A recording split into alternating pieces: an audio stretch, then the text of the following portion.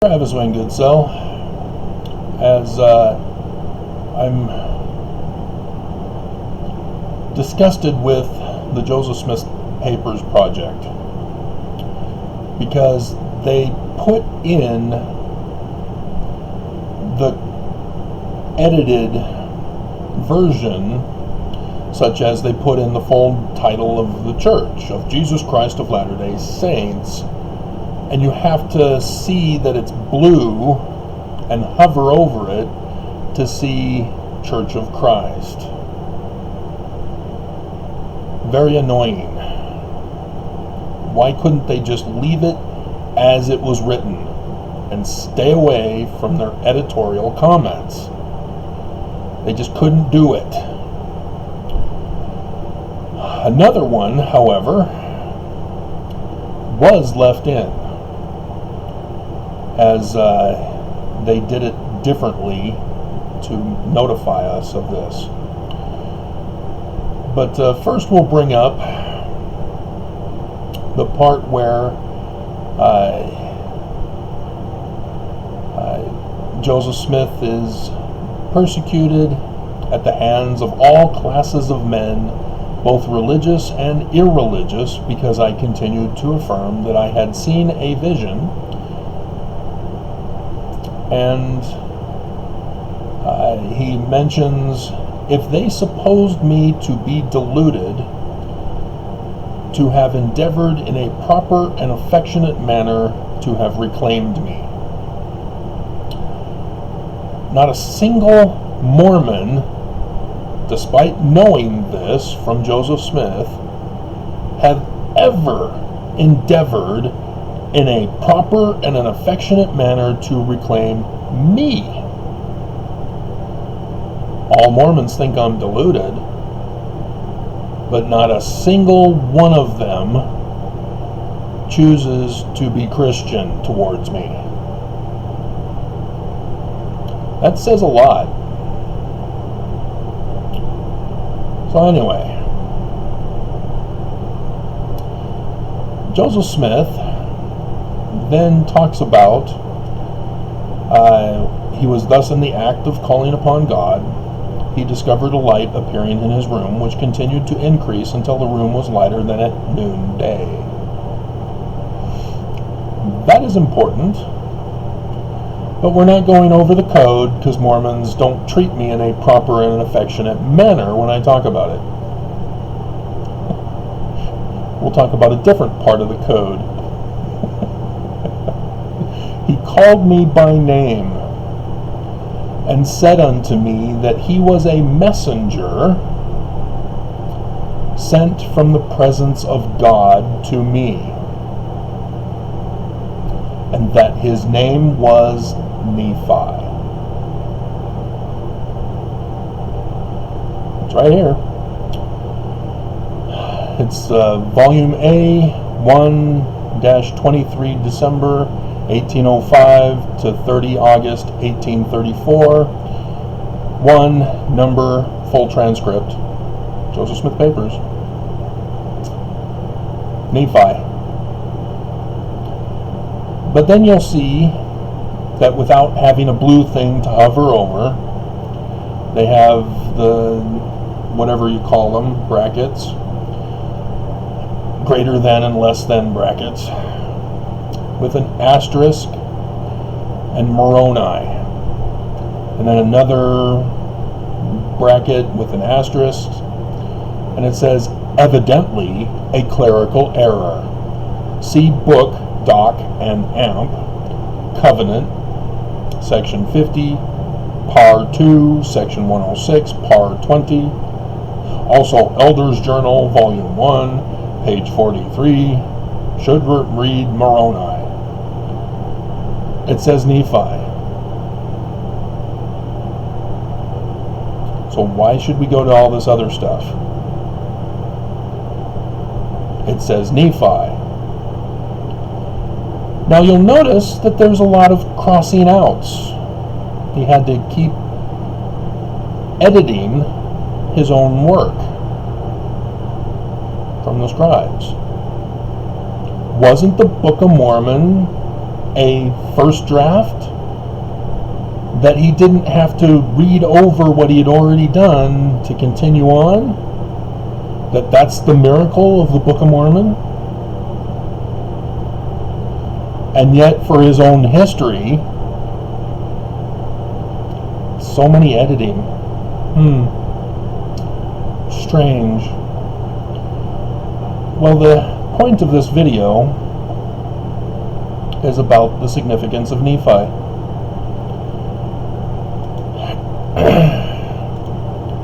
Nephi is referred to as the first plates that were put in to replace the 116 pages that were destroyed by Martin Harris, not his wife.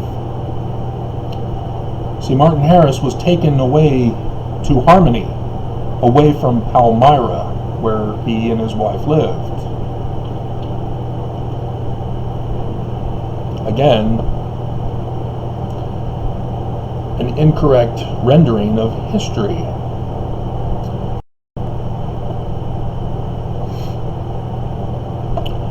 I had to delete 15 minutes of video footage because of a little journey that I had stumbled across. In the second book of Maccabees,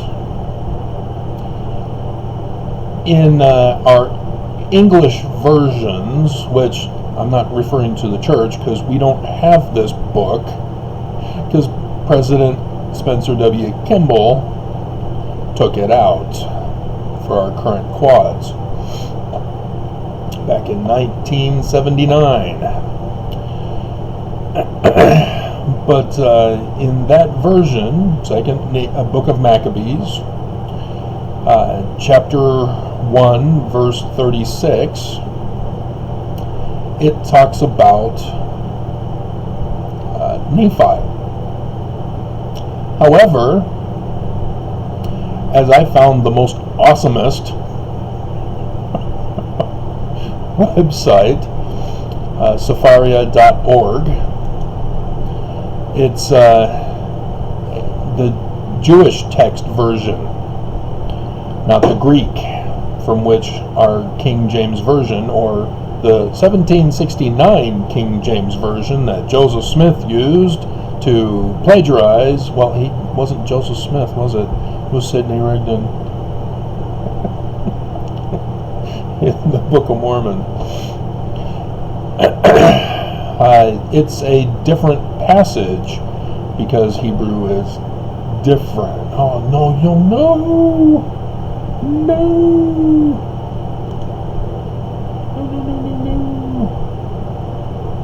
Second Maccabees 1. There we go. Whew. And it's verse 41. Now the passage for 36 is that Nehemiah called the place Hefter, saying that it is holy. Others call it Nephi, except it's not Nephi in the Hebrew text.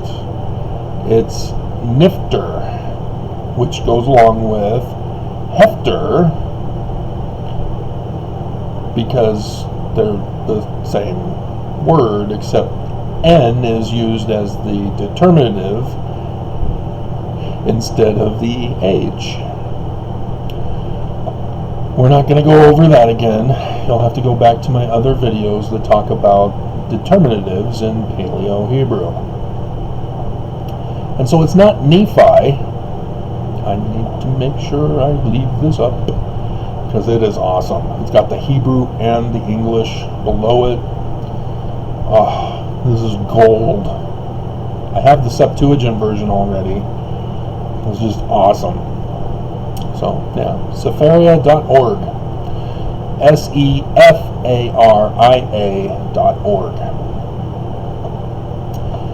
Totally awesome. So, when you hear Mormon apologists talk about how it may come from Ugarit or Babylonian, possibly Egyptian,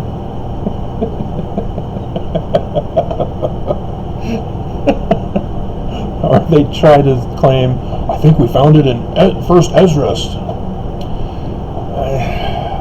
They're all full of it. It's all just speculation. They're purposely taking their listener down a rabbit hole to distract from the real intention of the message. And so the church has come out and claimed, yeah, it was Nephi, but we corrected it to make it Moroni. It was not Moroni. Never was. It's Nephi. And so Nephi in the Book of Mormon, we've got 1st Nephi, 2nd Nephi, 3rd Nephi, 4th Nephi. But regardless of what the original Book of Mormon had it,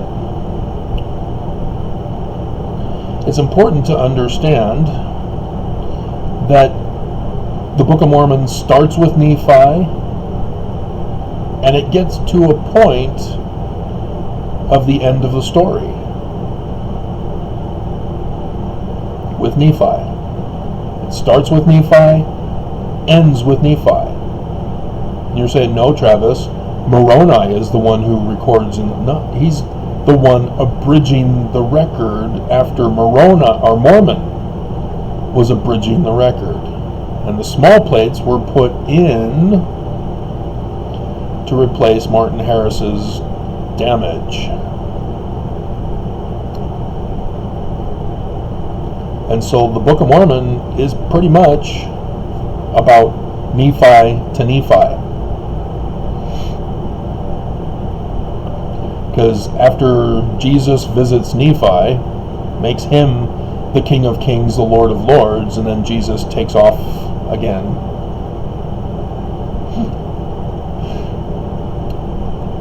That's it. He quickly finishes the rest of the text, saying, they lived in peace 200 years, then they started being wicked again, and they're all destroyed now.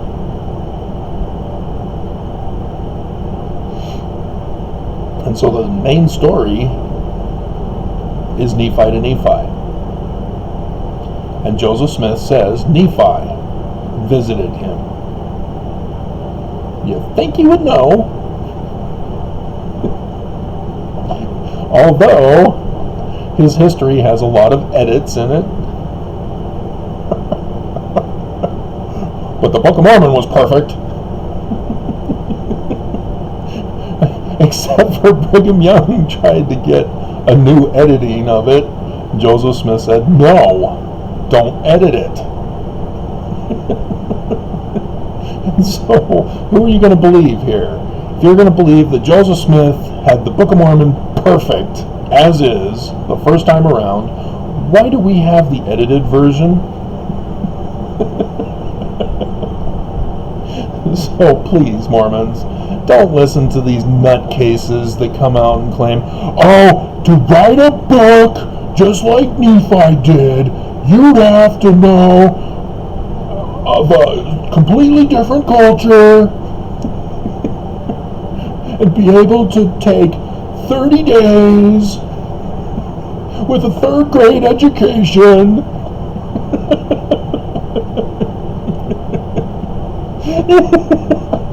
I had a commenter do that to me the other day. Dear God.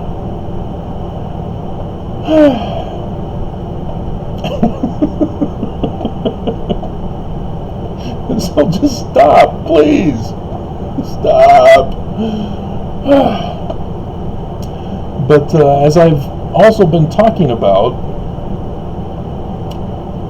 Joseph's organization was not to be Christian. You have Jesus, who's apparently the Christian deity of the Gospels, who comes to him in the first vision and says all of Christianity is an abomination. Oh, okay. That's good to know. And we have in the Book of Mormon the learning of the Jews. Jews aren't Christian either. as Christians love to remind Jews with anti-Semitic hate, blaming them for murdering this supposed Jesus during the Roman period time, who was actually a Jew, if he even existed in the first place. There were lots of other Jesuses who were murdered by the Romans. Lots of messiahs rose up to try to save the Jews and restore the temple in Israel, and Rome just slaughtered them. But if you do not think it was written in 30 days, no editing, why do we have the edited version? You're just not thinking, guys. You're just not thinking.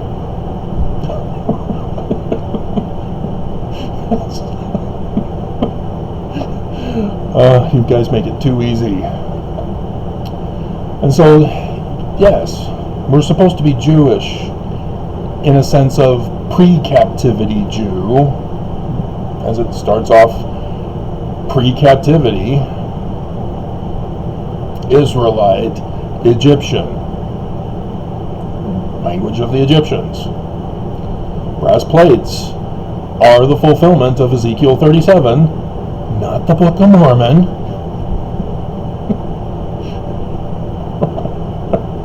We still have yet to fulfill Ezekiel 37. I'm the only one who's done it, because I'm the only one who believed Joseph Smith and did the work to decipher Paleo-Hebrew and be able to explain determinatives, both prefix and suffix determinatives, and then decipher Paleo or Egyptian petroglyphs. And yes, people complain, oh, it's hieroglyphs, Travis. No, it needs to be distinguished from the text.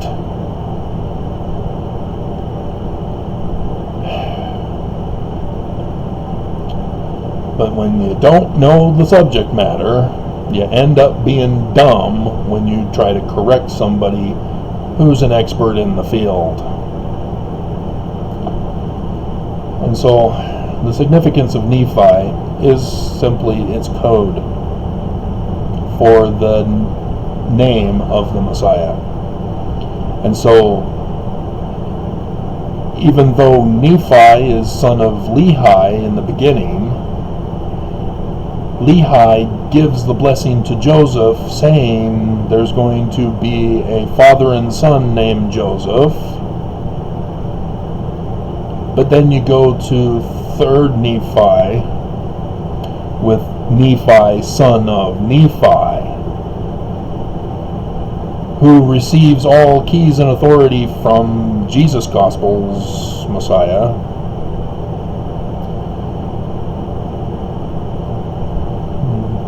And if you understand the learning of the Jews, their Messiah does not come from outer space. And Joseph Smith knows this. Section 103, verse 16. A Mormon is to be born in the apostate church to save Mormons.